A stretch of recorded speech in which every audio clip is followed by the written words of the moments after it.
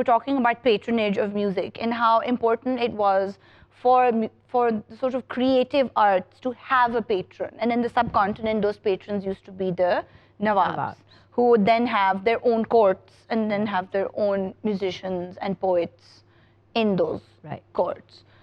So that's how it sort of sustained the life of those creative people. Right. And then after partition... Well, there were no further Nawabs, so... Yes. So what were the classical musicians to do? Which is why the music conference also came into the arena, more or less. Yes. To sort of provide that kind of support, if not monetary, then at least the platform where people knew where to come. And from what I read, the conference has always done really well. Well, it's so surprising that people say that classical music is dying out. But last year, in these competitions that I just mentioned, we had 50 students under the age of 10. Wow. And we have 50 students over the age of 10 from schools.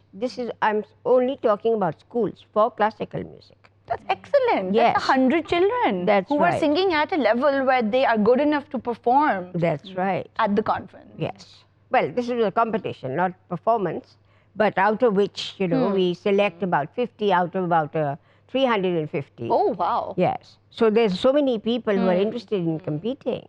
And who are singing at a school level, but somehow not really sort of pursuing it perhaps as a career necessarily. And I think that's where then your work with the NCA probably comes into play with the musicology department. And you've been there since the beginning. So how has that been? What's the response like there? The response has grown over the years.